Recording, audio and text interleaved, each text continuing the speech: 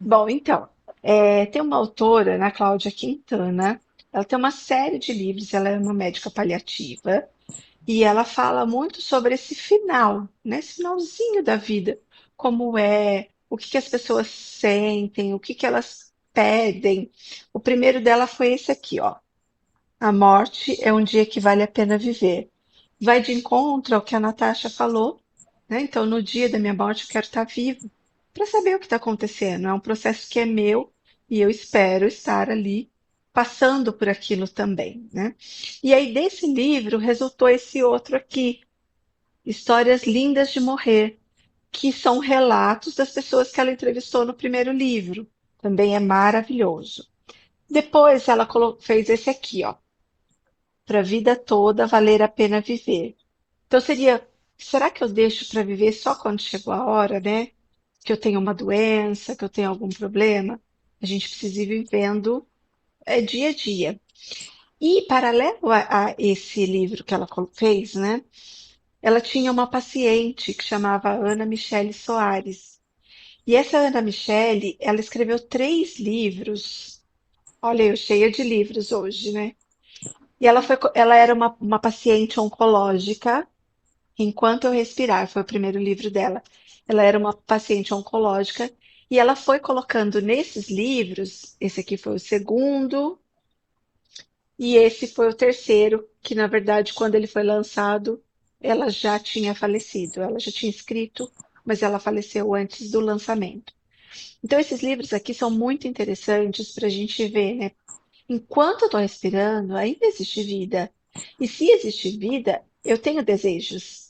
Porque às vezes a gente coloca, né, o doente, o enfermo, numa situação de que ele, não sabe mais o que ele quer, deixa que eu cuido de tudo, e não é bem por aí.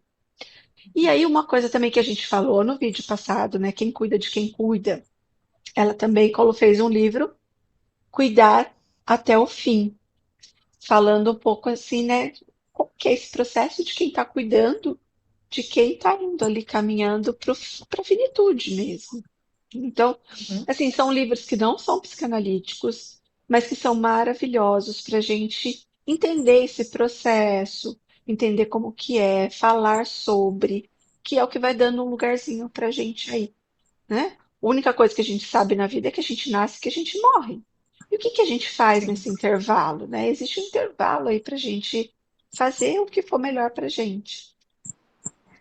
Tem esse entre o meio do caminho, né? Entre nascer e morrer, e é um meio do caminho que a gente nem sabe quanto tempo é, né? No fim das contas, tem aquela frase ótima do Antônio Cândido que fala que tempo é o tecido da nossa vida, no fim das contas. Por isso que ele achava, por exemplo, muito bárbaro, não bárbaro no sentido bom, muito bárbaro no sentido da barbárie, quando a gente falava que tempo é dinheiro. Ele falava, não, tempo é o que a única coisa que a gente tem na vida. E a gente nem sabe quanto também, né? Então, é muito curioso. Isso que você falou da. Eu adorei as dicas de livros, eu amei os títulos.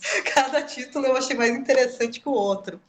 Mas quando a gente está falando de morte, eu uma vez ouvindo também um podcast, até a preparação desse, que me fugiu o nome, mas era uma enfermeira paliativa também. Ela falou uma coisa super bonita, que ela fala do mesmo jeito que o corpo sabe parir, o corpo também sabe morrer.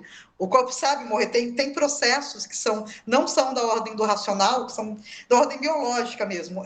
Eu achei bonito isso que ela fala. O corpo sabe nascer e sabe morrer. Eu achei isso muito bonito. E uma coisa que você falou, que tem, a gente está falando, pegando esses exemplos de, por exemplo, doenças terminais, processos de cuidado, quando tem, por exemplo, esse exemplo que você traz, da enfermeira perguntando de qual é o seu último desejo, o que você quer fazer, enfim, e muitas vezes até eles falam, eu queria comer a comida da minha mãe, são coisas muito infraordinárias, assim, são coisas do cotidiano.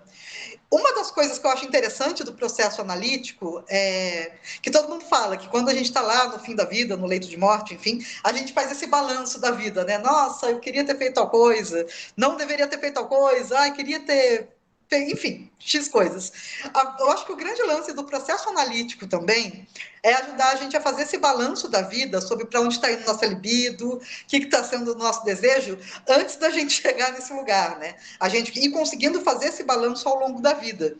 Porque tem uma questão também que a gente estava conversando, Acho que eu comecei o vídeo falando disso até, que lutos eles vão existir na vida. A questão é como a gente vai conseguir atravessá-los.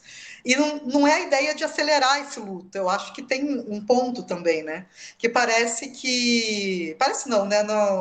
Na sociedade neoliberal, que a gente tem que medicar tudo, tudo tem que ser muito rápido, não pode sofrer nem um pouquinho e tem que estar feliz o tempo todo.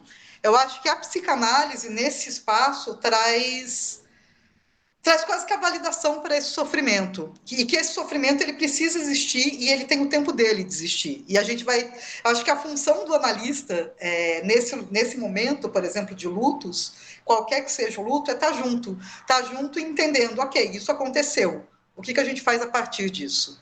E isso é muito aos poucos. Eu acho que tem uma das coisas que a gente estava falando é que não é função da análise acelerar processos de luto ou falar aquela coisa, não vai doer, não, vai passar rapidinho. Não, o luto vai passar o tempo que ele vai ter que passar. Ele tem um tempo dele, a gente vai dar conta dele do jeito que a gente conseguir. E isso já é muita coisa, né?